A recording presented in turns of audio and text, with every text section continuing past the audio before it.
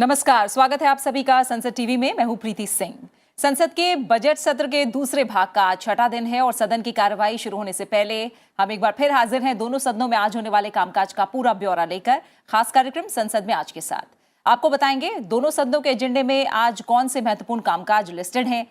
साथ ही दिखाएंगे कि इन संसदीय समितियों की रिपोर्ट रखी जानी है और प्रश्नकाल के दौरान सांसद कौन कौन से अहम सवाल आज पूछने वाले हैं। इसके अलावा दोनों सदनों में आज सत्ता पक्ष और विपक्ष की क्या रणनीति रहने वाली है, इस पर भी बात होगी। संसद के एजेंडे से जुड़ा हर अपडेट देने के लिए संसद भवन परिसर में मेरे दो सहयोगी मौजूद हैं। हमारे संवाददाता रवीन सिंह शोरान और अमरेंद्र गुप्ता संसद की कार्रवाई से जुड़ा हर अपडेट हम तक पहुंचाएंगे। वहीं स्टूडियो में हमारे साथ तीन खास मेहमान जुड़ रहे हैं। मुंबई उत्तर से बीजेपी के लोकसभा सांसद गोपाल शेट्टी हमारे साथ स्टूडियो में मौजूद हैं, आपका स्वागत है। पश्चिम बंगाल से सीपीएम के राज्यसभा सांसद विकास रंजन भट्टाचार्य जी जुड़े हुए हैं, आपका भी स्वागत है। इसके अलावा वरिष्ठ पत्रकार राकेश शुक्ला से भी हम बात करेंगे, आपका भी बहुत बहुत स्वागत है। तो आज के एजेंडे को लेकर चर्चा जारी रखेंगे। सबसे पहले देख लेते हैं हेडलाइंस।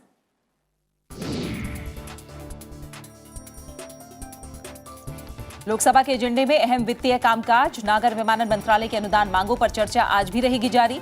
चर्चा के बाद मंत्रालय के अनुदान मांगों पर होगा मतदान।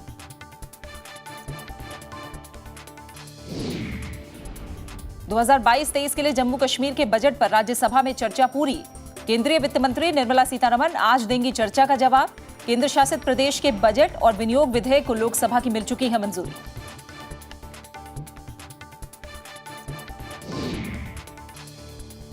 दोनों सदनों में पेश की जाएगी शिक्षा, महिला, युवा कार्यक्रम और खेल संबंधी स्थायी समिति की रिपोर्ट। विदेश मामले संबंधी स्थायी समिति और जल संसाधन संबंधी स्थायी समिति के प्रतिवेदन भी होंगे पेश।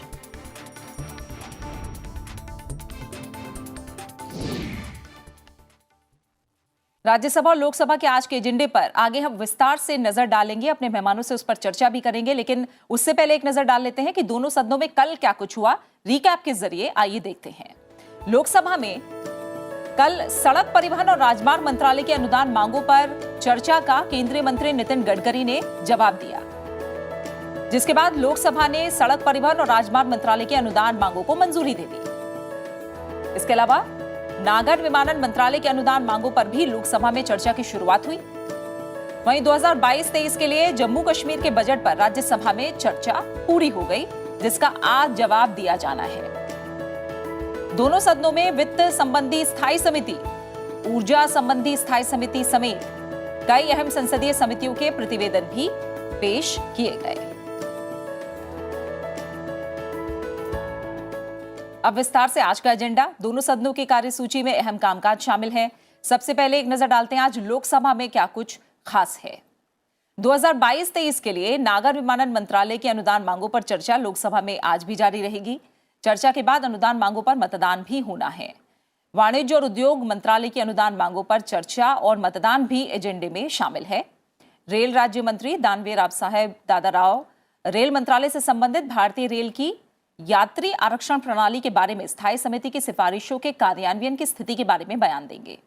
उपभोक्ता मामले, खाद्य और सार्वजनिक वितरण मंत्री साध्वी निरंजन ज्योति और वाणिज्य और उद्योग राज्य मंत्री अनुप्रिया सिंह पटेल अपने अपने मंत्रालय से संबंधित बयान देंगे। साथ ही रबड़ बोर्ड के लिए एक सदस्य के निर्वाचन और कॉफी बोर्ड के लिए 2 सदस्यों के निर्वाचन का प्रस्ताव भी सदन में पेश किया जाएगा। सभा पटल पर मंत्रालयों और विभागों से संबंधित अहम पत्र रखे जाएंगे और प्रश्नकाल के दौरान जनहित से जुड़े महत्वपूर्ण सवाल पूछे जाएंगे। साथ ही सदस्य नियम 377 के अधीन मामले भी उठाएंगे। लोकसभा में कई अहम संसदीय समितियों के प्रतिवेदन भी आज पेश किए जाने हैं। इनमें सरकारी आश्वासनों संबंधी समिति के प्रतिवेदन, विदेश मामले संबंधी स्थायी समिति की रिपोर्ट, वित्त संबंधी स्थायी समिति की रिपोर्ट, जल संसाधन संबंधी स्थायी समिति के प्रतिवेदन, शिक्षा, महिला, बाल, युवा और खेल संबंधी स्थायी समिति के प्रतिवेदन भी शामिल हैं। और सीधा संसद भवन परिसर चलेंगे। मेरे सहयोगी अमरेंद्र गुप्ता ज्यादा जानकारी के साथ मेरे साथ जुड़े हुए हैं। अमरेंद्र, आज दूसरे चरण का छठा दिन और हम देख रहे हैं कि ये जो सत्र है विधायी के अलावा जो अहम कामकाज है वो वित्तीय कामकाज होता है और उससे जुड़ा जो आज का एजेंडा है वो भी हम देख रहे हैं अपने आप में अहम है। और सबसे अच्छी बात है कि कार्रवाई सुचारू रूप से चल रही है, अच्छी चर्चा हो रही है और उसके बाद ये काम पूरा किया जा रहा है। आज किस तरह के आसार? जी प्रीति, सबसे अच्छी बात आपने यही बताई कि जिस तरह से संसद की जो तस्वीर जनता देखना चाहती है वो तस्वीर देखने को मिल रही है, और कामकाज के लिहाज से बजट के दूसरे चरण का ये जो छठवां दिन है काफ़ी अहम माना जा सकता है। प्रश्नकाल से जुड़े कई सवाल हैं, कई समितियों की रिपोर्ट्स है। इसके अलावा मैं बता दूं कि कल एक अहम दिन था लोकसभा की कार्रवाई का, जब सड़क परिवहन मंत्री नितिन गडकरी ने कई मुद्दों पर देश के रोड मैप रखा, देश की सड़क का रोड मैप रखा। उन्होंने कल चर्चा का जवाब देते हुए कहा कि 2024 तक जो भारत की सड़कें हैं उसकी जो आधारभूत संरचना है वो अमेरिका के बराबर हो जाएगी। उन्होंने जॉन कैनेडी का कोट करते हुए कहा कि मैं जॉन कैनेडी के एक वाक्य को हमेशा याद रखता हूं कि अमेरिका इसलिए अच्छा नहीं है क्योंकि वो अमीर है, बल्कि अमेरिका इसलिए अमीर है क्योंकि वहां की सड़कें काफी अच्छी हैं। उन्होंने कई मुद्दों पर सिलसिलेवार तरीके से नितिन गडकरी ने चर्चा का जवाब दिया। उन्होंने साफ तौर पर कहा कि देश में जिस तरह से सड़क दुर्घटनाएं हो रही हैं, चाहे वो कोरोना हो या किसी बीमारी से मरने वालों की संख्या हो, सबसे ज्यादा सड़क दुर्घटनाओं में मौत होती है। 5 लाख अमूमन एवरेज जो है सड़क दुर्घटनाएं होती हैं, जिसमें करीब 1.5 लाख लोग प्रति साल सड़क दुर्घटना में मारे जाते हैं। और उन्होंने एक एज ग्रुप भी बताया कि 18 से और जो 48 साल की उम्र के लोग हैं, करीब 65% लोग उसमें डेथ होती है। यानी कि टोटल जीडीपी का जो ग्रोथ है, जो जीडीपी का नुकसान है वो 3% के आसपास है। साथ साथ उन्होंने बताया कि पूरे देश में जो सड़क का आधारभूत संरचना है और जो ढांचा है उसके लिए 65,000 करोड़ की परियोजनाएं लगातार काम कर रही हैं। उन्होंने मेरठ हाईवे का जिक्र करते हुए कहा कि जहां 4 घंटे की दूरी दिल्ली से हम मेरठ तक करते थे वो अब सिर्फ 40 मिनट में तय की जा रही है। इसके अलावा कई परियोजना जो है इस साल के अंत में पूरी होने वाली है, जिसमें दिल्ली से देहरादून, हरिद्वार और जयपुर 2 घंटे में हम दूरी तय करने वाले हैं। साथ में उन्होंने एक बहुत अहम जानकारी दी जम्मू कश्मीर को लेकर। उन्होंने कहा कि जम्मू कश्मीर में जो है वहां की जो परियोजना है, जोजिला जो टनल बनाया जा रहा है, 2026 का टारगेट किया गया था और ये बड़ी उपलब्धि उन्होंने बताया लोकसभा में कि उस उपलब्धि को हम 2024 तक पूरा कर लेंगे। इसके अलावा उन्होंने जो है बताया कि जिस तरह से जवाब जो दिया गया है नितिन गडकरी की तरफ से, जाहिर तौर पर तमाम जो पॉइंट्स थे और जो एक तरह से मैं कहूँ सुझाव थे विपक्षी तरफ से, उन पर उन्होंने तमाम बातें सामने रखी हैं। और आज भी और आगे की कार्रवाई में भी यही उम्मीद है कि अच्छा वाद विवाद भी हमें देखने को मिलेगा। फिलहाल अमरेंद्र, हम आपके पास आएंगे। अब हम बता दें कि राज्यसभा के एजेंडे में आज क्या कुछ खास रहने वाला है। 2022-23 के लिए जम्मू कश्मीर के बजट और विनियोग विधेयकों पर चर्चा का राज्यसभा में आज वित्त मंत्री निर्मला सीतारमण जवाब देंगी। साथ ही वो जम्मू और कश्मीर विनियोग विधेयक 2022 और जम्मू कश्मीर विनियोग संख्यांक 2 विधेयक 2022 पर विचार के बाद लौटाए जाने का प्रस्ताव भी करेंगे। उच्च सदन में रेल मंत्रालय के कामकाज पर आगे की चर्चा भी होनी है। श्रम और रोजगार मंत्रालय के कामकाज पर चर्चा भी एजेंडे में शामिल है। और सीधा हम रवीन शोरान का रुख करेंगे जो मेरे सहयोगी जुड़े हुए संसद भवन परिसर से। रवीन, राज्यसभा में किस तरह के आसार फिलहाल आज दिखाई दे रहे हैं? जो एजेंडा है वो तो हम देख ही रहे हैं, इसके अलावा और किस तरह के अपडेट हैं फिलहाल आपके पास? जी प्रीति, आपको, हमारे मेहमानों और तमाम दर्शकों को और अभी जिस तरह से कल हमने देखा था कि लगातार बजट सत्र जो है वो बहुत शांति के साथ राज्यसभा में भी उसकी कार्रवाई हुई है, लेकिन कल प्राइस राइज को लेकर तृणमूल कांग्रेस की तरफ से पहले जो हाफ है उसमें कुछ गतिरोध पैदा करने की कोशिश की गई थी, जिसके बाद सदन की कार्रवाई को 2 बजे तक स्थगित कर दिया गया था।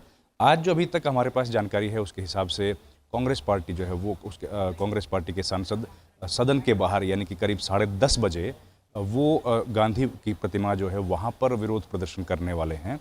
और अभी तक की जानकारी है कि वो उनका जो इसका जो विषय है वो है मूल्य वृद्धि, इसको लेकर के वो यहाँ पर प्रदर्शन करने वाले हैं। सदन की कार्रवाई बजट सत्र में लगातार निर्बाध चली है। कल का अगर दिन छोड़ दिया जाए तो ये बहुत अहम है। लगातार देखिए सरकार की तरफ से कोशिश, और प्रधानमंत्री ने भी अपनी पहली बार जब कहा था कि हर मुद्दे पर, हर मसले पर सरकार बातचीत को तैयार है और किसी भी मसले पर जो डिस्कशन हो उस पर सरकार को किसी तरह की दिक्कत नहीं है। तो उम्मीद की जा रही है कि आज भी सुचारू ढंग से काम चलेगा।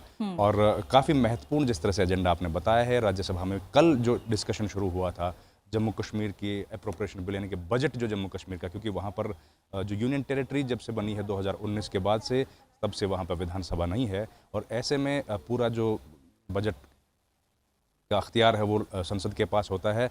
और बजट जो पेश किया गया था वो काफ़ी उसको सराहा जा रहा है। करीब देखिए 1.1 लाख करोड़ से ऊपर का जो बजट पेश किया गया है उसमें पिछले सालों का भी एक विवरण दिया गया है कि किस तरीके से लंबे समय से लगातार जब सरकारें वहाँ काम कर रही हैं उसमें कितना अंतर आया है और जब पुनर्गठन किया गया है उससे लोग वहाँ पर क्या लाभ हुआ है, सरकार किस तरीके से ज़्यादा पैसा वहाँ पर फंड्स इन्वेस्ट कर रही है। देखिए जो बजट या जो एलोकेशन जो किया गया है प्रीति, उसमें सबसे ज़्यादा पैसा होम डिपार्टमेंट, एजुकेशन, हेल्थ और पावर जनरेशन इन और एम्प्लॉयमेंट जनरेशन इन पर किया गया है। लगातार सरकार कोशिश कर रही है कि जो जम्मू कश्मीर की कनेक्टिविटी है उसको बढ़ाया जाए। बिल्कुल, और इसे लेकर जो चर्चा है रवीन वो पूरी हो गई है और आज जवाब भी दिया जाना है। आपके पास आएंगे हम आगे अपडेट लेने के लिए भी।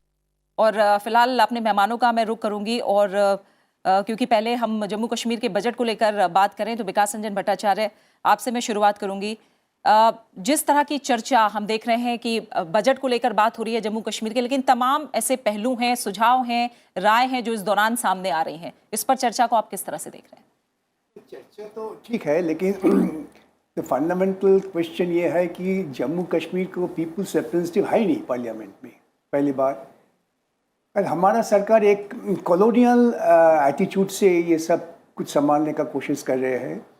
जम्मू कश्मीर का सवाल है, जम्मू कश्मीर का जो डेमोक्रेटिक रिप्रेजेंटेशन ये नहीं है, उसी आधार पर जितना भी आप बताएं कि हम यहाँ करें वह करें, लेकिन इससे एक लोकतांत्रिक जो मोरालिटी, कॉन्स्टिट्यूशनल मोरालिटी, इसका ऊपर जरा आघात आ रही है। इसी विषय पर ज़्यादा से ज़्यादा ध्यान देना चाहिए कि हमारी डेमोक्रेटिक सोशलिस्ट रिपब्लिक कंट्री है, रिपब्लिक कंट्री को जो अहम मुद्दे उसको ठीक ढंग से चलाना पड़ेगा। सिर्फ पैसा देकर हम ये करेंगे वो करेंगे, उससे हमारा डेमोक्रेटिक एस्पिरेशन का पूरा नहीं होता है। ये चर्चा का मूल विषय था। ठीक है, गोपाल शेट्टी जी, जो चर्चा हुई है आपकी उस पर क्या राय? और जो बड़े बातें हैं, जाहिर तौर पर सरकार कह रही है कि स्थिति सामान्य हो रही है, आतंकवादी पत्थरबाजी की घटनाएं जो हैं वो कम हो रही हैं और ये बजट एक तरह से विकास का रास्ता जम्मू कश्मीर के लिए तय करेगा, लेकिन स्टेटहुड की बात उठ रही है विपक्ष की तरफ से और साथ ही कहा जा रहा है जल्द चुनाव कराए जाएं। नहीं, देखिए जम्मू कश्मीर के बारे में अगर मैं कहूँ तो आज़ादी के 72 साल में देश और दुनिया के लोगों ने देखा है कि जम्मू कश्मीर किस हालात में गुजरा है और गत 3 साल में जो परिवर्तन जम्मू कश्मीर में देखने के लिए मिल रहा है, ये कोई भारतीय जनता पार्टी और भारतीय जनता पार्टी के नुमाइंदे के तौर पर मैं नहीं कह रहा, तो मीडिया भी इससे सहमत है, पूरे देश के लोग इससे सहमत है, विपक्ष के लोग भी सहमत है कि बहुत बड़ा बदलाव आ रहा है और ये बदलाव आने वाले दिनों में सिर्फ जम्मू कश्मीर को ही नहीं तो पूरे भारत देश को आगे लेकर जाएगा। विकास हो रहा है, डेवलपमेंट हो रहा है, इंफ्रास्ट्रक्चर के डेवलपमेंट हो रहे हैं, लोगों को रोज़गार मिल रहा है, लोगों के मन में एक आशा और उमंग की किरण जगी है कि नहीं कुछ ना कुछ अच्छा होगा। और ये सारे बदलाव ये जो सरकार ने धारा 370 हटाने के बाद में हमको देखने के लिए मिल रहा है। निश्चित लोकशाही प्रणाली वाले देश में लोगों ने चुने हुए सरकार के माध्यम से राज्य और केंद्र सरकार चलनी चाहिए, इसके बारे में कोई दुमत नहीं होता है। लेकिन 72 साल में जो हमने देखा है, समझा है, जो हमने खोया है, उसको फिर एक बार पटरी पर लाने के लिए फिर ये एक व्यवस्था भी तो सरकारों के माध्यम से हुआ है ना, कि गवर्नर रूल हो, राष्ट्रपति शासन हो, और ये इम्प्लीमेंट होने के बाद में जो बदलाव देखने के लिए मिल रहे हैं और निश्चित इसी बदलाव के माध्यम से ही पंचायतों का चुनाव किया गया। लोगों ने उसमें बहुत बड़ी सहभागिता दिखाई और लोगों ने उसमें अपने आप को जोड़ लिया और एक बहुत बड़ा संकेत, एक बहुत बड़ा मैसेज पूरे देश ने तो दुनिया भर के लोगों के लिए हमने दिया है। और मैं मानता हूं कि आने वाले दिनों में बहुत ही जल्दी सामान्य स्थिति होने के बाद निश्चित सरकार चुनाव भी करेगी और चुनी हुई सरकार भी आएगी और पूरे देश को मोदी जी जिस प्रकार से कहते हैं कि 130 करोड़ का देश, वन नेशन वन लॉ, एक कायदे के मुताबिक, एक कानून के मुताबिक चलेगा। और डॉक्टर श्यामा प्रसाद मुखर्जी ने भी अपनी जो प्राणों की आहुति दी थी, उनका भी मानना यही था कि एक देश में 2 विधान 2 निशान 2 प्रधान नहीं चलेगा और हम उस दिशा से आगे बढ़ रहे हैं। ठीक है, विपक्ष समय समय पर उनकी बात रखते हैं, रखना भी चाहिए, वही हमारी लोकशाही की ब्यूटी है, खूबसूरती है। मैं कहूँगा जो अच्छे सुझाव है उसका सरकार संज्ञान लेकर जो भी उसको जोड़ना है उसको जोड़कर भी हम सब लोग मिलकर आगे की आगे चलने का प्रयास करेंगे। जी राकेश जी, जम्मू कश्मीर के बजट को लेकर जो चर्चा हुई है उसे आप कैसे देख रहे हैं? जाहिर तौर पर सरकार कह रही है कि बहुत तेजी से जो हालात है वो सामान्य हो रहे हैं जम्मू कश्मीर के अंदर, वहीं विपक्ष कह रहा है कि एक तरह से राज्य का दर्जा बहाल हुए बिना बजट पर ही सवाल खड़े हो रहे हैं। उन्होंने कहा कि बजट का 80% हिस्सा जब पुलिस और गृह विभाग पर खर्च होना है तो बजट का क्या अर्थ रह जाता है। तो वाद और विवाद और इस तरह की चर्चा को आप कितना स्वस्थ मान रहे हैं? किसी भी राज्य के लिए बजट बड़ा महत्वपूर्ण होता है, क्योंकि वहाँ की योजनाओं का संचालन और कर्मचारियों का वेतन, ये दोनों चीज़ें उसी बजट से जाता है। और धारा 370 खत्म होने के बाद यदि तत्काल यदि वहाँ चुनाव कराया जाता तो मुझे लगता है कि जिस उद्देश्य को लेकर धारा 370 खत्म की गई थी वो उद्देश्य की पूर्ति नहीं होती। केंद्र सरकार ने अपने हाथ में पूरा का पूरा प्रशासनिक कार्य अपने हाथ में लिया, और उसके बाद ये सच्चाई है कि वहाँ धीरे धीरे कर की स्थितियाँ बदल रही हैं, क्योंकि जिस तरीके से जम्मू कश्मीर को नष्ट करने के लिए प्रायोजित आतंकवाद चल रहा था, उसको नियंत्रित करने के लिए कहीं ना कहीं आंतरिक सुरक्षा को मजबूत करना था। वहाँ पुलिस बल को और सेना की मजबूती बहुत महत्वपूर्ण थी, और उसका सार्थक परिणाम भी सामने आया है। आतंकवाद की घटनाएं पूरी तरह से तो खत्म नहीं हुई, लेकिन आतंकवाद की घटनाओं पे अंकुश लगा है। लोगों के मन में धीरे धीरे एक विश्वास पैदा हो रहा है, जो पूरी तरह से भारत से खुद को अलग समझने लगे थे। उनकी मानसिकता बना दी गई थी कि आप भारत के हिस्सा नहीं है। अब आप देखिए कि जो वहाँ के युवा थे, जो पत्थरबाजी पे लगाए गए थे, वही युवा आज नहीं दिख रहे, और उनके लिए नए रोजगार के साधन उपलब्ध कराए जा रहे हैं। वहाँ इंडस्ट्री खोलने का प्रयास हो रहा है, इन्वेस्टमेंट का प्लान हो रहा है, परिसीमन का कार्य भी हो रहा है, और परिसीमन के बाद चुनाव प्रक्रिया शुरू हो जाएगी। तो सारे फ्रंट पे केंद्र सरकार वहाँ पे जम्मू कश्मीर में काम कर रही है। अब मुझे लगता है अभी इतना जल्दी हम परिणाम की अपेक्षा ना करें, कम से कम अभी 10 वर्ष जम्मू कश्मीर को सामान्य स्थिति में लाने में लगेगा, और उसके लिए यही योजना, यही सुनियोजित तरीके से कार्य सार्थक तरीके से हो पाए। तो विकास रंजन जी, आप मान रहे हैं कि थोड़ा एहतियात के साथ, समझदारी के साथ जम्मू कश्मीर को लेकर कदम आगे बढ़ाए जाने की जरूरत है? और जैसा सरकार की तरफ से कहा भी गया कि जीएसटी वसूली बढ़ी है, यानी व्यापारिक गतिविधियां जो हैं जम्मू कश्मीर में वो बढ़ रही हैं।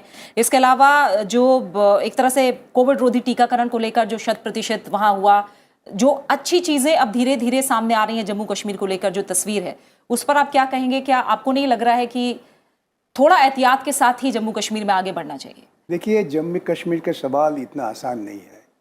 जम्मू कश्मीर के बारे में अगर चर्चा करना है तो उनका पूरा इतिहास चर्चा करना चाहिए।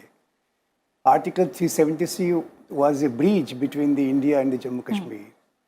हमको सोचना चाहिए, जब हमें आज़ादी मिला है तब भी ये ब्रिटिश लोग ने बताता था कि ये अंग्रेज़ों जाकर चला जाएंगे तो क्या करेंगे भारतीय आदमी, इनका पास कोई तजुर्बा नहीं है, इनका पास कोई डेमोक्रेटिक एक्सपीरियंस नहीं है। ये कॉलोनियल माइंड ट्रेंड है। जम्मू कश्मीर में जो आतंकवाद काम कर रहे थे, आतंकवाद को निपटने के लिए हमारा पूरा आदमी को, पूरा जम्मू कश्मीर पीपल को डेमोक्रेटिक राइट छीन लेना, ये तो बिल्कुल एंटी कॉन्स्टिट्यूशनल है। ठीक है। हाँ, बंदूक देकर, आर्मी देकर, पुलिस को आप पूरा आदमी को आप चुप करा सकते हैं। You can keep people silent under pressure, but that does not reflect the aspiration of the people. The democratic aspiration is more fundamental. ठीक है। When we fought for our independence, the similar logic was given by the Britishers, that we are developing, we are giving you so much. Why you are crying for your democracy? Better you remain under British rule. All right. As a dominion status. Therefore, these ideas, which are basically, according to my understanding, anti-constitutional ideas.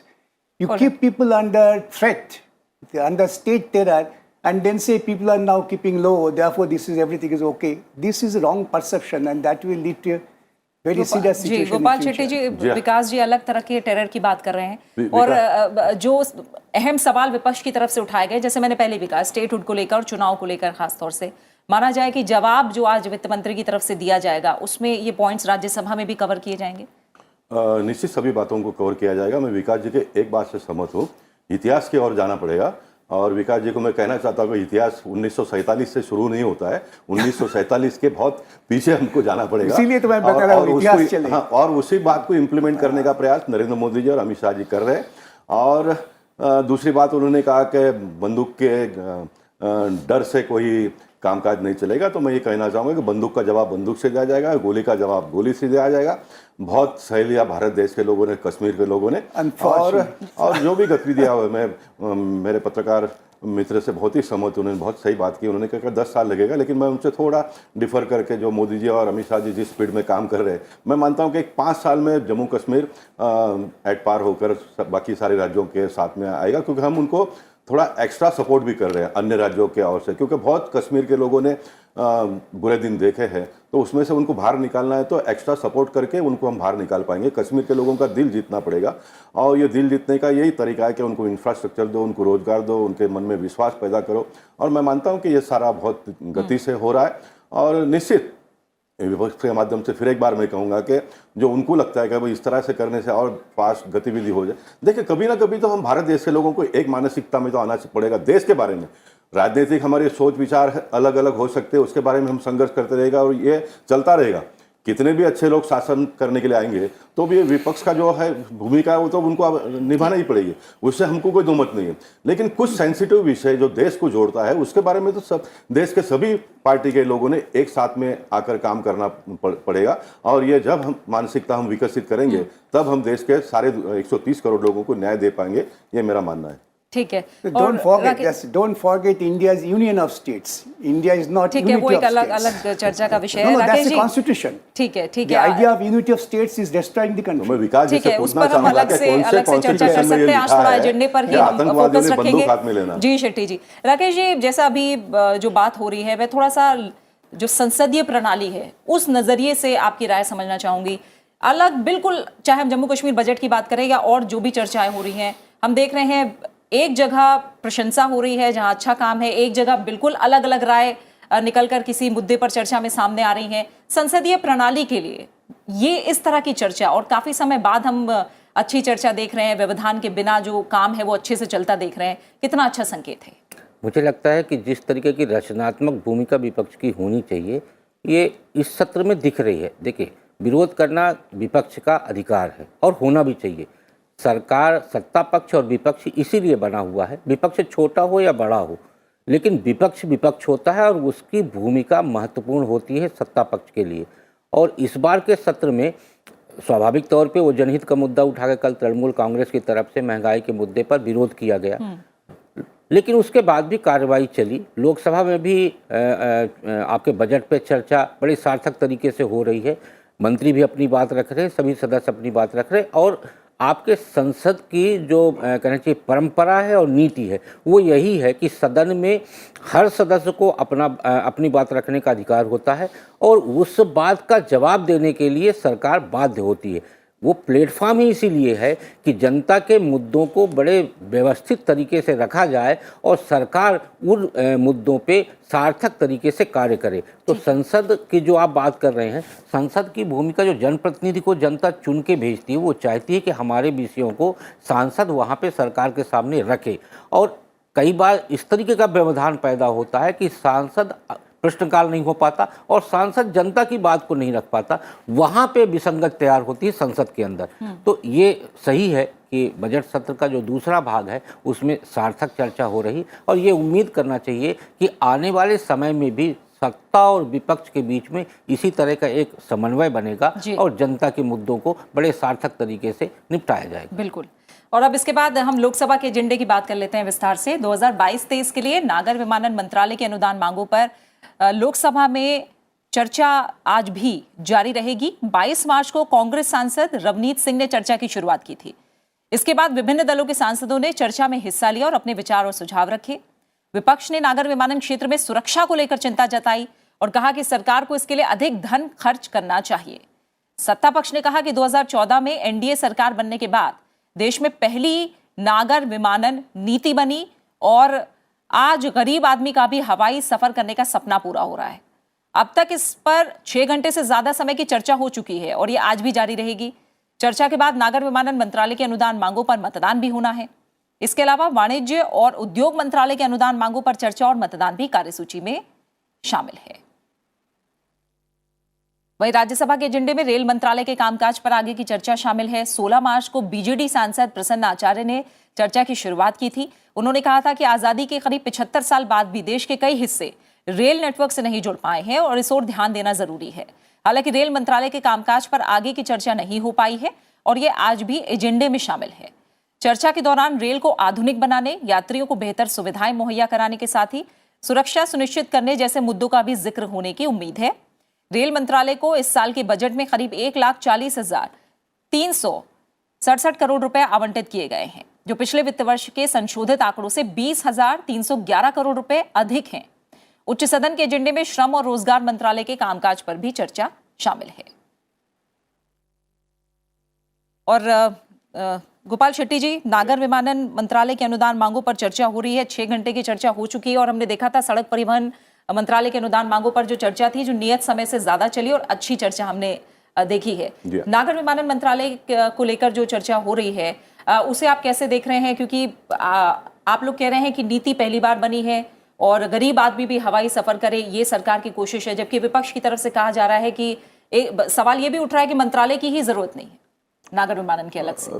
देखिए, पिछले 8 सालों में जो बदलाव इस क्षेत्र में हमको देखने को मिल रहा है कि और देश से प्रधानमंत्री ने एक सपना देखा कि हवाई चप्पल पहनकर हवाई सफ़र लोग करेंगे और वो करता हुआ दिखाई दे रहे। सामान्य लोग भी आज प्लेन से सफ़र कर रहे हैं। जितने 8 साल के पहले सुविधा थी उससे दुगना सुविधा हो गई है। लोगों के मन में एक विश्वास जगा कि हम भी एयर से सफ़र कर सकते हैं। मैं मानता हूँ कि बहुत बड़ी उपलब्धि है। सामान्य लोगों को मेन स्ट्रीम में लाने की आवश्यकता है और ये इस प्रकार के जो बदलाव देश में देखने के लिए मिल रहा है उससे बहुत उम्मीद जगी है लोगों की। निश्चित विपक्ष तो हमेशा ये कहता है कि नहीं, यहाँ पर ये ज़्यादा होना चाहिए, यहाँ पर रेट कम होना चाहिए और सुविधा ज़्यादा मिलना चाहिए। बजट में मैं, प्रीति जी, मेरा 30 साल का अनुभव है कॉर्पोरेशन से लेकर यहाँ तक, मैंने आज तक सकारात्मक बजट पर चर्चा कभी भी सुनी नहीं कि हर लोग 5,000 करोड़ का बजट होगा तो 50,000 करोड़ का प्रपोजल देते हैं। बजट का चर्चा इस प्रकार का होना चाहिए कि भाई सरकार ने ये बनाई है, हमको लगता है कि ये नहीं, यहाँ बनाना चाहिए और अधिक खर्चे करने चाहिए। तो और अधिक खर्चा करना है तो फिर यहाँ पर टैक्सेस भी बढ़ाना पड़ेगा। गरीब लोगों के ऊपर मत बढ़ाओ, अमीर लोगों के ऊपर बढ़ाओ, मध्यम वर्ग के। ये बात, सकारात्मक बात, सरकार को एक दिशा देना पड़ेगा। तो मैं मानता हूँ कि आने वाले दिनों में देश बहुत तेजी से जाएगा। आज गरीब है, उसको जो चाहिए वो मिलता नहीं क्योंकि पैसे नहीं है सरकार के पास। अमीर के बारे में भी अगर कोई हम सरकार किसी की भी हो अगर भाव बढ़ाते तो विपक्ष के लोग उसके बारे में विरोध करते हैं। मैं ये नहीं कहूँगा आज हम सत्ता में तो आज ये विपक्ष के लोग करते हैं। एक विपक्ष की एक टेंडेंसी, एक मानसिकता हुई है। इस मानसिकता में से पूरे देश के सारे राजनीतिक पार्टी के लोगों को बाहर निकलना पड़ेगा। बजट को बजट के मुताबिक चर्चा करना पड़ेगा, प्लस कहाँ पर, माइनस कहाँ पर, क्या होना चाहिए, तब हमारा देश बहुत तेजी से आगे बढ़ेगा। बाकी देश तो विकास तो देश का होना ही है। जितना होना चाहिए था उतना नहीं हुआ, लेकिन हुआ तो है ना। पिछले दिनों में भी इस 8 साल में बहुत तेजी से, बहुत रफ्तार से हो रहा है। हाँ, बहुत रफ्तार से हो रहा है। लेकिन सारे विपक्ष के लोग अगर सरकार को एक मत से सपोर्ट करते हैं देश के विकास के लिए, हम अपनी पार्टी अपने बलबूते पे बढ़ाएंगे, वो अपनी पार्टी अपने बलबूते पे बढ़ाए, लेकिन सारे पार्टी के लोगों ने मिलकर मंत्रालय में हमने देखा काफी प्रशंसा भी देखी उस चर्चा में हमने देखा विपक्ष की तरफ से काफी प्रशंसा भी हुई है। विकास जी, अब नागर विमानन मंत्रालय के अनुदान मांगों पर चर्चा से कैसे देख रहे हैं आप? ये तो पॉजिटिव डिस्कशन हो रही है। जो अच्छा काम हुआ वो अच्छा तो हम स्वीकार कर लेते हैं, लेकिन जो होना नहीं चाहिए था सरकार के लिए, सरकार सब कुछ प्राइवेटाइजेशन कर रही है। 70 बरस में जितना भी हमारा नेशनल प्रॉपर्टीज हुआ है वो बिक कर हम बाँच रहे हैं। ये तो सही नहीं। इसीलिए बताया कि क्या ज़रूरत है मंत्रालय का। अब सब कुछ बिक दिया है, प्राइवेटाइजेशन हो रहा है, प्राइवेट वाले कर रहे हैं, सरकार का क्या रोल है? इसी आधार पर ज़्यादा से ज़्यादा ध्यान देने चर्चा करनी चाहिए। You have to be more concentrate on this. National properties are sold out and the privates are benefited. ठीक है, हमारा देश में एक कोरोना काल में 33% people have gone down to the below poverty line and we are thinking and happy that people are flying. Which section of people are flying? ठीक है, एक बार रिपोर्टर का रुख करेंगे हम। अमरेंद्र गुप्ता हमारे साथ है। अमरेंद्र, आपने तमाम डिटेल में पॉइंट्स भी हमें बताए थे, जिस तरह से नितिन गडकरी ने चर्चा का जब जवाब दिया था, अपनी बात सामने रखी थी। अब नागर विमानन मंत्रालय को लेकर भी जितनी चर्चा अब तक हमने देखी है, बहुत सारे पहलू हैं जो इस चर्चा के दौरान सामने आए हैं।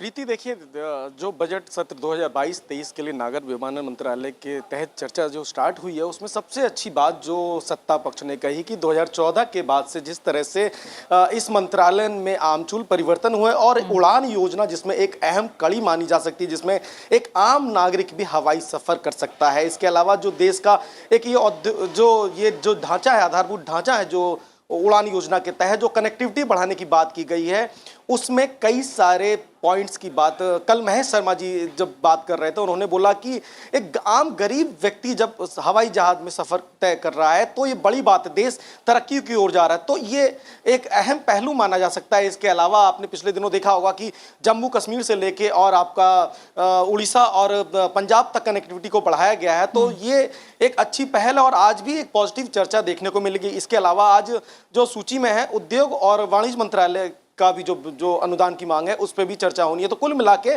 जो तस्वीर है जो संसद की वो एक पॉजिटिव है और विरोध सिर्फ इसलिए नहीं हो रहा है कि उन्हें गतिरोध पैदा करना है, विरोध में विपक्ष जो है एक सकारात्मक भूमिका के तहत अपनी बात रख रहा है। कल रवनीत सिंह जी ने अपनी बात रखते हुए कहा कि इसके बजट को बढ़ाना चाहिए, तो अच्छी बात है।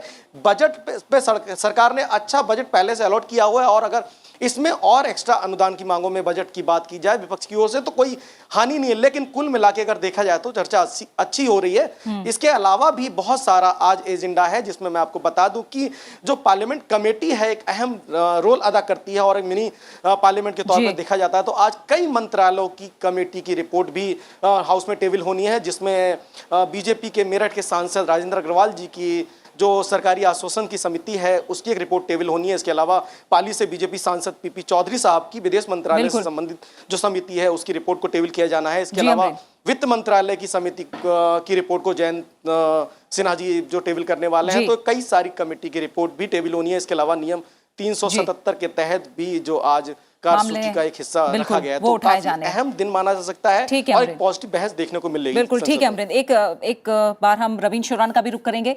रविंद्र, और राज्यसभा की कार्रवाई को लेकर क्या अपडेट है? और जैसा हम कह रहे हैं कि ये जो दूसरे चरण की शुरुआत हुई है वो कहीं ना कहीं परिवहन के हिसाब से काफी अहम है।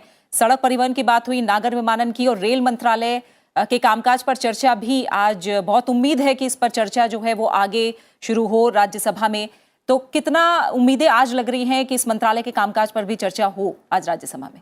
देखिए, आज जो वित्त मंत्री है निर्मला सीतारमण, उनका रिप्लाई आना है जो कल बहस हुई है जी। उसके बाद अगर समय रहेगा तो निश्चित तौर पर आज चर्चा की जाएगी।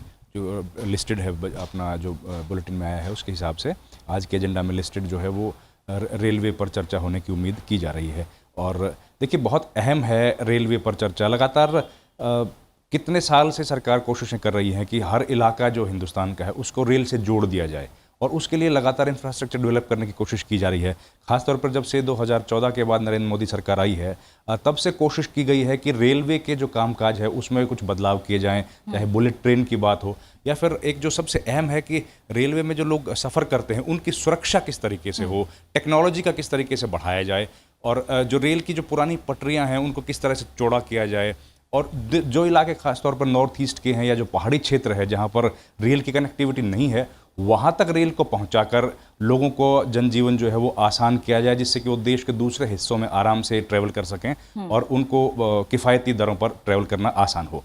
इन पर चर्चा होने की आज उम्मीद है। लेकिन देखिए, सबसे ज़्यादा महत्वपूर्ण जो है वो मैं बता रहा हूँ कि जो आज डिस्कशन होना है जम्मू कश्मीर के बजट को लेकर। देखिए, 3 बिल पेश किए गए हैं। एक जम्मू कश्मीर के 2022-23 का एक बजट है जिसको अप्रोप्रिएशन बिल है। उसके अलावा एक डिमांड ऑफ ग्रांट जो सप्लीमेंट्री डिमांड ऑफ ग्रांट है 2021-22 की, और डिमांड ऑफ एक्सेस ग्रांट्स जो 2022-23 के लिए है, जो कंसोलिडेटेड फंड्स ऑफ इंडिया से सरकार निकालना चाह रही है। ये महत्वपूर्ण है कि किस तरीके से सरकार कोशिश कर रही है कि जो लंबे अरसे तक वायलेंस और मिलिटेंसी की जद में रहा है जम्मू कश्मीर, उसको वापस पटरी पर लेके आया जा सके। जम्मू कश्मीर का जो अपना बजट है, जो अपना रेवेन्यू जनरेट करने का साधन है जीएसटी से, दूसरे करों से और अलग अलग रेवेन्यू सोर्सेज से, वो केवल 25,000 करोड़ रुपए का है। और सरकार कोशिश कर रही है कि कैसे ज़्यादा से ज़्यादा फंड्स वहाँ पे लगा के इंफ्रास्ट्रक्चर को डेवलप करके जो दूर दराज के इलाके हैं, देखिए बड़गाम और जो दूर दराज के इलाके हैं वहाँ पर उन इलाकों में पानी की जो सुविधा है वित्त मंत्री की तरफ से जो जवाब होगा उम्मीद है उसमें भी शामिल होंगे। फिलहाल रविंद्र, आप हमारे साथ बने रहिए। राकेश जी, जैसा मैंने कहा कि परिवहन को लेकर जो चर्चाएं हो रही हैं वो काफ़ी अहम है और नागर विमानन को लेकर दोनों ही जो सांसद हैं उन्होंने अपनी बात रखी है। एक तरफ हो रहा है कि नई नीति बन रही है, गरीब आदमी जो है वो कहीं ना कहीं विमान से सफ़र करे, ये सरकार की कोशिश है। दूसरी तरफ ये भी कहा जा रहा है कि जो बजट है वो बढ़ाया जाए, उड़ान के अंतर्गत जो सेफ्टी है उस पर ध्यान दिया जाए। और तीसरी एक बात है जो एयर इंडिया का निजीकरण है उसको लेकर सवाल और मंत्रालय को लेकर सवाल। तो ये चर्चा आप कैसे देख रहे हैं? देखिए 2014 में जब केंद्र में प्रधानमंत्री नरेंद्र मोदी के नेतृत्व में सरकार बनी तो एक चर्चा बड़ी तेज़ी से उठी थी कि सारे ट्रांसपोर्ट मंत्रालयों को एक कर दिया जाएगा और उसको इंफ्रास्ट्रक्चर एवं ट्रांसपोर्ट मिनिस्ट्री का नाम दिया जाएगा। तो उसमें आपका सड़क परिवहन, जल परिवहन, रेल और वायुयान, इनको एक मर्ज करके एक मंत्रालय बनाने का था। और परिवहन का एक मंत्रालय बन के ये था कि सभी सेक्टर पे एक साथ डेवलपमेंट हो।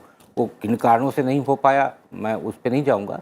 अब हम जाते हैं नागरिक उड्डयन पे। तो नागरिक उड्डयन पे हम दोनों पक्षों को देखते हैं। पहला, यूपीए गवर्नमेंट के समय पर आपके एयरपोर्ट के आधुनिकीकरण का काम किया गया। उसी दौरान एक नई पॉलिसी आई प्राइवेट एयरपोर्ट की। तो प्राइवेट एयरपोर्ट की अपने आदरणीय प्रफुल्ल पटेल जी नागरिक उड्डयन मंत्री थे और उन्होंने प्राइवेट एयरपोर्ट का कॉन्सेप्ट दिया और उसमें ये कहा कि जिनके पास अपना विमान है वो अपना प्राइवेट एयरपोर्ट कर सकते हैं।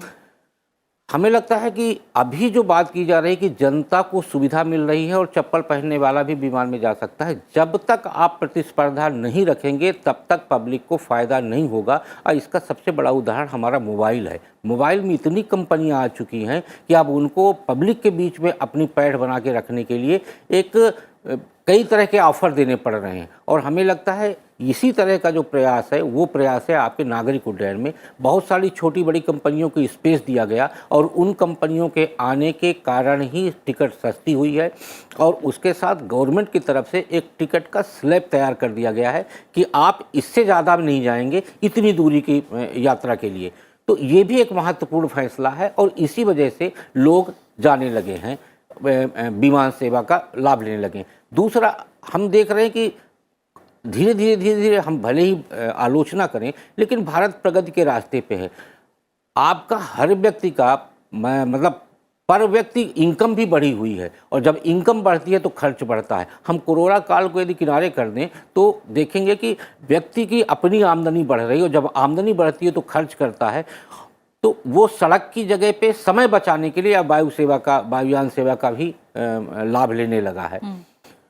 उड़ान योजना के तहत केंद्र सरकार का अपना प्रयास था कि हम छोटे छोटे जो क्षेत्र हैं वहाँ वायुयान सेवा को शुरू करें, लेकिन कई जगहों पर आप वायुयान सेवा भले ही कह दें लेकिन शुरू नहीं कर सकते। जैसे पहाड़ी राज्य हैं, पहाड़ी राज्य में आप किसी भी हालत में कनेक्टिविटी को बेहतर नहीं कर पाएंगे क्योंकि वहाँ बहुत सारी तकनीकी दिक्कतें हैं और वो तकनीकी दिक्कतें आप सॉल्व नहीं कर पाएंगे। तो इसलिए कनेक्टिविटी का एक चयन बनना चाहिए कि जहाँ तक विमान जा सकता है वहाँ तक विमान जाए, जहाँ तक ट्रेन जा सकती है वहाँ तक ट्रेन जाए, उससे आगे का आपका सड़क परिवहन की कनेक्टिविटी बेहतर हो तो लोग गंतव्य तक बड़े बेहतर तरीके से पहुँच पाएंगे। ठीक है विकास रंजन जी, और कोई सुझाव आपकी तरफ से?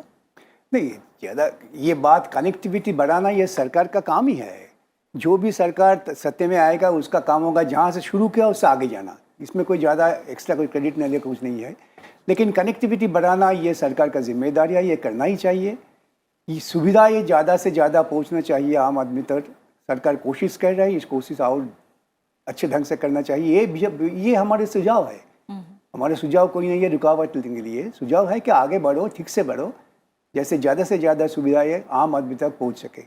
ठीक है गोपाल शेट्टी जी, ऑपरेशन गंगा की ज़रूर तारीफ हुई है लेकिन नागर विमानन मंत्रालय पर जो चर्चा हुई है बहुत सारे सुझाव हैं, इन्हें कैसे देखेगी सरकार? नहीं, देखिए विकास जी के बात को अगर मैं आगे बढ़ाऊँ तो उन्होंने कहा कि गरीब आदमी को बाकी सारी सुविधाएं मिलनी चाहिए, वो विमान से सफ़र करने से क्या होगा। देखिए गरीब तो मुगल के ज़माने में भी गरीब थे, गरीब अंग्रेज के ज़माने में भी गरीब थे, गरीब आज़ादी के 75 साल के बाद में भी गरीब है। अमेरिका जैसे देश में भी आज भी गरीब यानी थोड़े नीचे स्तर के लोग हैं। ये तो चलता रहेगा। लेकिन क्या सरकार ने इन सारे लोगों को सुविधा देने के लिए उन सारे लोगों को एट पार लाने का कोशिश नहीं करना चाहिए? तो करना चाहिए। विकास जी ने कहा और बात कही, विपक्ष हमेशा ये कहता है कि सरकार ये बेच रही है, सरकार वो बेच रही है। सरकार कुछ बेच नहीं रही है। जो पॉलिसी कांग्रेस के ज़माने में हुआ था उसी को इम्प्लीमेंट कर रहे हैं। 8 लाख करोड़ से भी ज़्यादा हर साल बैंकों को ब्याज सरकार की तिजोरी से भरना पड़ता था। एयर इंडिया का प्राइवेटाइजेशन हो गया तो सरकार जो ब्याज भर रही थी वो बंद हो गया और जो बैंकों का पैसा लिया गया था वो भी टाटा ने बैंक में जमा कर दिया। यही है, ये जो विपक्ष से लोग गुमराह करते गए बस सरकार ये बेच रही है, वो सरकार कुछ नहीं बेच रही है। देखिए टाटा ने एयरलाइंस को हमको दे दो ये बहुत पहले मांग की थी, लेकिन उन दिनों की सरकार ने दिया नहीं।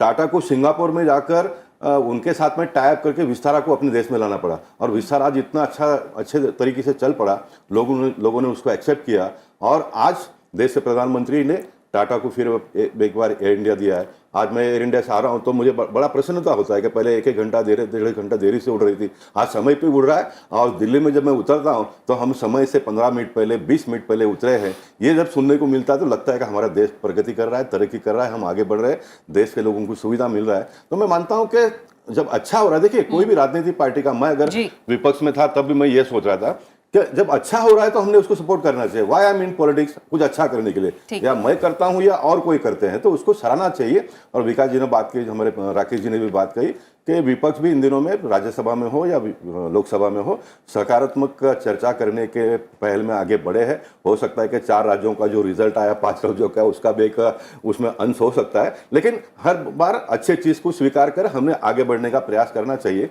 इतना ही मुझे कहना है। ठीक है राकेश जी, बस क्लोजिंग धन्यवाद कहूंगी, लेकिन इससे पहले आपके आखिरी कमेंट्स।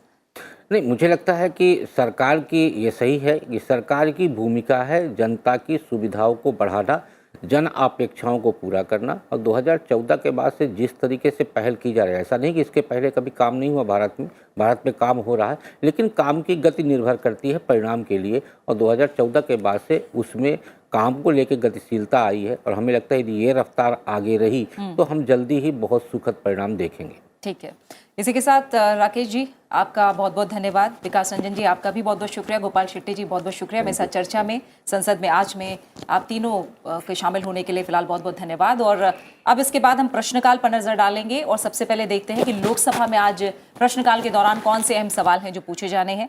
आज प्रधानमंत्री परमाणु ऊर्जा, कोयला, वाणिज्य और उद्योग, संचार, उपभोक्ता मामले, खाद्य और सार्वजनिक वितरण, पृथ्वी विज्ञान, इलेक्ट्रॉनिकी और सूचना प्रौद्योगिकी, खान, संसदीय कार्य, कार्मिक, लोक शिकायत और पेंशन, योजना, रेल विज्ञान और प्रौद्योगिकी, अंतरिक्ष, इस्पात मंत्रालय सहित अन्य मंत्रालय से जुड़े प्रश्न पूछे जाएंगे। सांसद किंजरापू राम मोहन नायडू इस्पात मंत्रालय से राष्ट्रीय इस्पात निगम लिमिटेड से जुड़ा प्रश्न करेंगे। सांसद सुनील दत्तात्रेय तटकरे रेल मंत्रालय से महाराष्ट्र में रेल परियोजनाओं से जुड़ा प्रश्न करेंगे।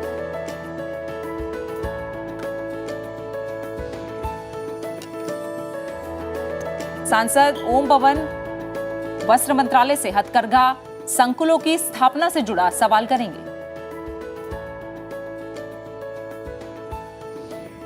सांसद चंद्रशेखर साहू वस्त्र मंत्रालय से उत्पादन संबद्ध प्रोत्साहन योजना से जुड़ा सवाल करेंगे।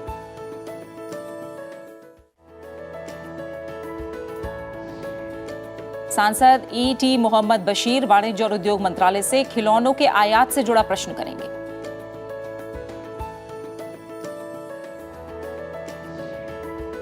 सांसद रंजीत सिन्हा हिंदूराव नाइक रेल मंत्रालय से फलतट पंढरपुर रेल लाइन परियोजना से जुड़ा प्रश्न करेंगे।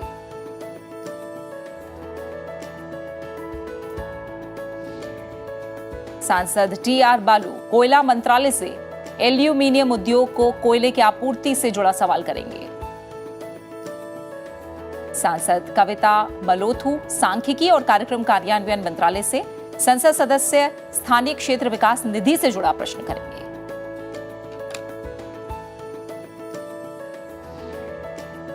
सांसद चिंता अनुराधा पृथ्वी विज्ञान मंत्रालय से आंध्र प्रदेश में मॉनसून से जुड़ा सवाल करेंगे।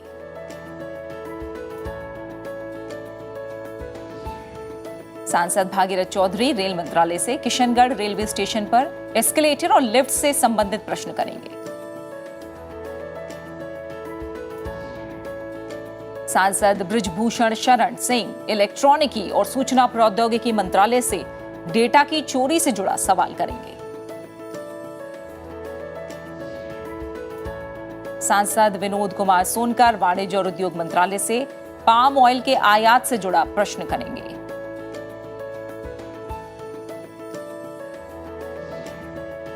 सांसद सुनील बाबूराव मेंधे उपभोक्ता मामले खाद्य और सार्वजनिक वितरण मंत्रालय से धान की खरीद में अनियमितताओं से जुड़ा सवाल करेंगे।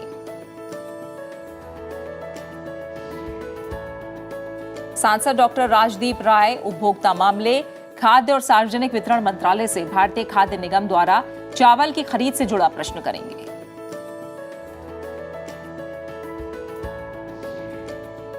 सांसद रामचरण बोरा रेल मंत्रालय से राजस्थान में रेल परियोजनाओं से जुड़ा सवाल करेंगे।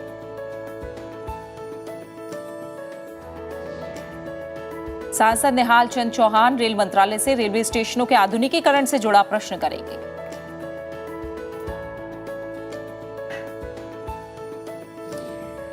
सांसद प्रोफेसर सौगत रॉय प्रधानमंत्री कार्यालय से परमाणु विकिरण से जुड़ा प्रश्न करेंगे।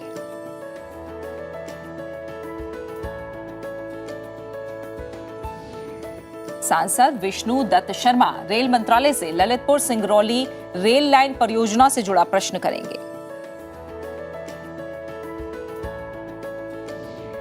सांसद एस ज्योतिमणि इलेक्ट्रॉनिकी और सूचना प्रौद्योगिकी मंत्रालय से महत्वपूर्ण अवसंरचना पर साइबर हमले से जुड़ा प्रश्न करेंगी।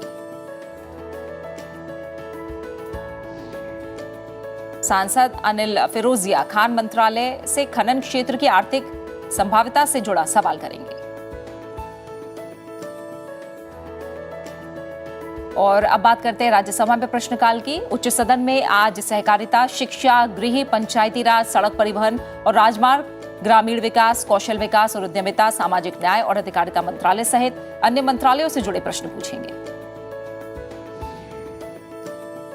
सांसद कनक मेदला रवीन कुमार सामाजिक न्याय और अधिकारिता मंत्रालय से आंध्र प्रदेश में मडिगा और रेल्ली समुदायों के लिए आरक्षण से जुड़ा प्रश्न करेंगे। सांसद रेवती रमन सिंह गृह मंत्रालय से भारतीय जेलों में विदेशी मूल के कैदियों से जुड़ा प्रश्न करेंगे।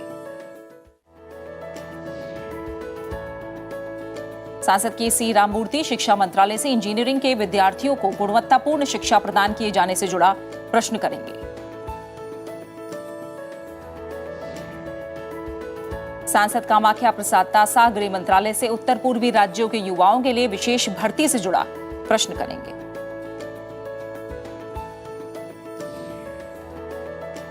सांसद विकास रंजन भट्टाचार्य शिक्षा मंत्रालय से समग्र शिक्षा और नई शिक्षा नीति के अधीन विद्यालयों के विलय से जुड़ा प्रश्न करेंगे।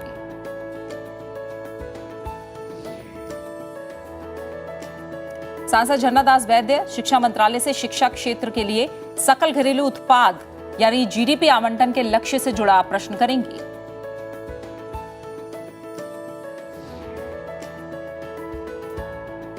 सांसद विजयपाल सिंह तोमर कौशल विकास और उद्यमिता मंत्रालय से ग्रामीण क्षेत्रों के युवाओं के लिए कौशल विकास कार्यक्रम से जुड़ा प्रश्न करेंगे।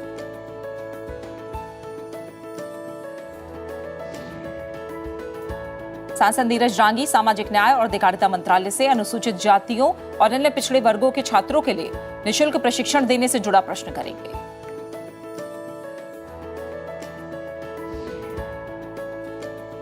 सांसद नारायण दास गुप्ता शिक्षा मंत्रालय से महामारी के दौरान पढ़ाई में हुए नुकसान के लिए अल्प सुविधा प्राप्त बच्चों को क्षतिपूर्ति से जुड़ा प्रश्न करेंगे।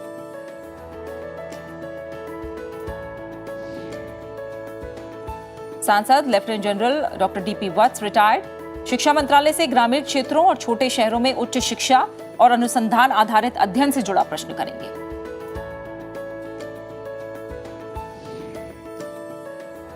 सांसद डॉक्टर फौजिया खान सामाजिक न्याय और अधिकारिता मंत्रालय से अधिगमन संबंधी निःशक्तता की समस्या से ग्रस्त बच्चों से जुड़ा सवाल करेंगे।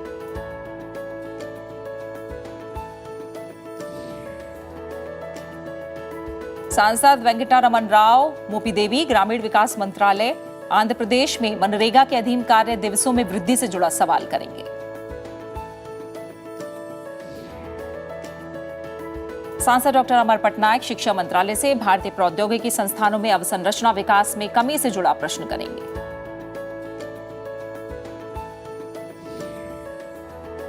सांसद डॉक्टर किरोड़ी लाल मीणा जनजातीय कार्य मंत्रालय से प्रधानमंत्री जनजातीय विकास मिशन से जुड़ा सवाल करेंगे।